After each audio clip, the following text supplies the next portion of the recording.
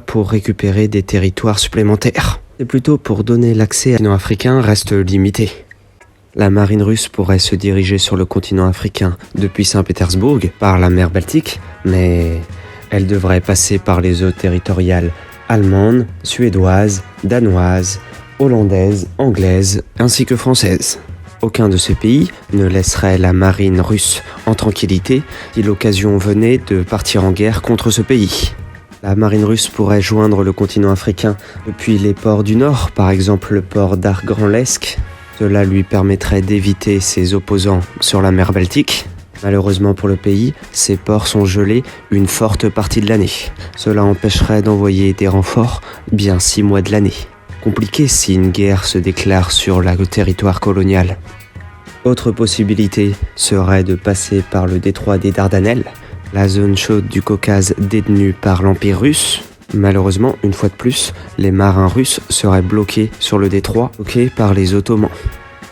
Admettons qu'avec la chance, la marine russe parvienne à dépasser le détroit des Dardanelles, elle serait de nouveau piégée par l'Empire britannique détenant le détroit de Gibraltar, ainsi que la colonie égyptienne.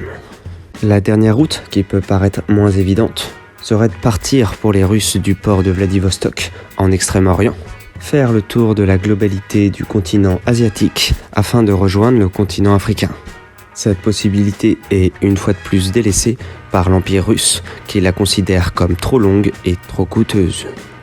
Les dirigeants de la Russie vont donc rechercher particulièrement des parts du marché et des commerces avec les administrateurs des colonies, évitant ainsi à la Russie des coûts, envisageant cette possibilité plutôt que la possibilité d'établir une colonie en Afrique. On le voit ici, la Russie n'est pas une terre à haute capacité maritime. L'Empire aurait eu trop de difficultés à approvisionner cette colonie africaine. Il faut ajouter à cela que les colonies africaines n'étaient pas toutes rentables, loin de là. Géographiquement, il fallait augmenter le territoire pour que celui-ci puisse devenir rentable. Le colonisateur devait avoir une bonne surface territoriale afin d'y faire son bénéfice. La Russie, et mes autres vidéos l'attestent, était à l'époque dans une phase de déclin. Aussi, son rapport à l'argent et à la rentabilité était assez faible. Les crises successives de l'Empire russe, ainsi que son faible développement économique et technologique, l'amèneront à vendre l'Alaska pour une bouchée de pain. Si vous voulez d'ailleurs un épisode sur la compréhension de la vente de l'Alaska, pensez à aller voir la vidéo que j'ai produite sur la chaîne « Quelle idée de vendre l'Alaska aux États-Unis d'Amérique ?» Vidéo qui cartonne. Pensez d'ailleurs à déposer un like, un commentaire et partager. Malgré tout, il y a à ce moment-là un décalage entre les dirigeants russes et le peuple russe, qui lui souhaiterait coloniser le territoire africain. En 1888, le ministre impérial russe Constantin Povedonostev planifie une mission spéciale qui voyagerait jusqu'au rivage de la mer Rouge avec pour idée d'établir une base coloniale. Il savait que l'empire d'Abyssinie avait pour religion officielle le christianisme oriental et il imaginait peut-être que les habitants accueilleraient à bras ouverts un groupe de colons orthodoxes russes. Il fallut quelqu'un de suffisamment courageux pour entreprendre la tâche, qui consistait à fonder une colonie impériale russe pour le continent noir. De par ses recherches, l'aventurier Nikolai Hatchinov, cosaque originaire de Terek, fut recruté. Il a navigué au port d'Odessa sur le bateau Korylnov, qui transportait 165 colons, hommes, femmes et enfants. 30 d'entre eux étaient également des cosaques, 12 étaient des fugitifs, et le reste étaient des aventuriers enrôlés dans les environs de la ville portuaire. À bord se trouvaient également 4 moines, dont un nommé Païssi, qui avait été nommé archimandrite. Cet équipage avait donc pour mission d'étendre l'Empire russe, qui allait déjà de la Pologne jusqu'à l'Alaska, au moyen des terres africaines, arrivèrent au port égyptien d'Alexandrie, embarquant dans le navire russe Lazarev, qui les emmena jusqu'au port Saïd. De là, ils ont voyagé sur ce navire marchand autrichien que le cosaque Hatchikov avait loué pour continuer le voyage vers la terre promise. En débarquant sur la plage, les Russes célèbrent leur premier service religieux. Alors qu'ils passaient les premiers jours sur le sol africain, le premier conflit avec les habitants locaux surgit. Certains Cosaques ont volé du bétail à la tribu voisine d'Anakil, opposée aux Français. Ils ont aussi tiré sur les habitants quand ces derniers ont essayé de récupérer leur bétail.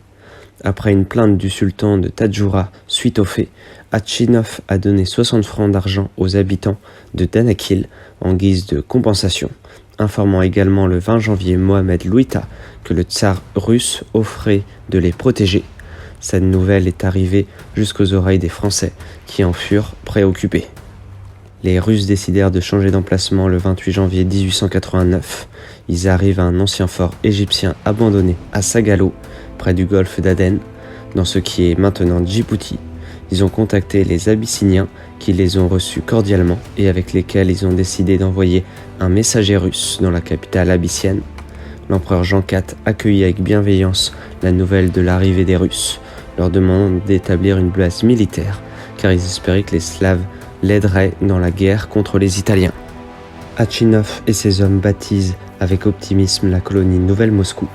Ils créent un drapeau pour le nouveau territoire et combinent le drapeau russe avec la croix jaune de Saint-André. Les Cosaques demandent à Hatchinov de pouvoir attaquer les itinéraires des caravanes qui parcourent la région. Il leur a donné des pièces d'or et d'argent pour apaiser leur instinct guerrier et éviter de plus grands maux. Les Français avaient établi à Oshbok un protectorat en 83, englobant la zone occupée par les Russes, manifestèrent rapidement leur désaccord avec l'existence de nouveau Moscou. Hatchinov tente d'apaiser les Français.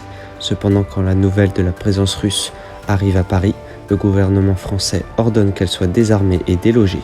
En même temps, des contacts ont été pris avec les autorités de l'Empire russe, à partir de la capitale française, exigeant des explications sur la présence de ces Cosaques dans un territoire sous contrôle français. L'ambassadeur russe explique que ces colons n'étaient pas des envoyés officiels de la Russie, laissant par là même les colons à la merci de la France. Les militaires français arrivent sur zone, demandent à Tchikov de déposer ses armes sur les plages et d'embarquer pour être transporté à Obok et entamer un retour en Russie. Hatchinov refuse ou ne le comprend pas et les navires français tirent 16 coups de canon sur l'enclave, faisant 8 morts et 22 blessés parmi les Cosaques. Hatchinov pouvait que capituler en brandissant une chemise blanche en guise de drapeau. Les troupes françaises débarquèrent immédiatement. Dans l'après-midi, les survivants russes étaient à bord. Sur le sable de la plage gisaient 50 fusils et des mitrailleuses qui n'avaient pas servi à sauver Nouveau Moscou. En apprenant l'information, le gouvernement russe rejette les relations avec Hatchinov et ses hommes. Le tsar ne voulait pas avoir de problème avec la France, qui s'apprêtait à faire un prêt important via des banques au gouvernement russe. Le tsar interdit à la presse officielle du pays de traiter l'affaire Sagalo ou d'interroger les rapatriés. Hatchinov a été accusé de piraterie et de désobéissance au tsar et emprisonné par le gouvernement russe pendant quelques mois jusqu'en 1899. Il repartira par la suite en Abyssinie.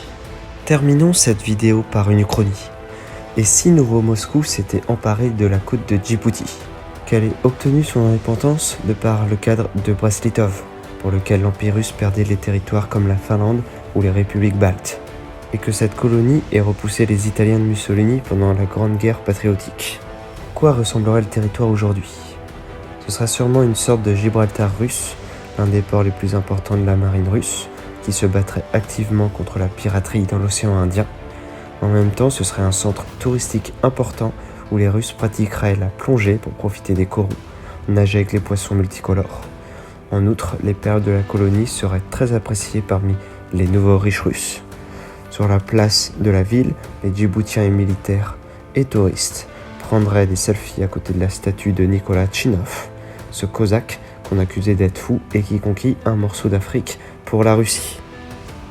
C'est ici que se termine l'épisode. Pensez à liker, à partager, à commenter.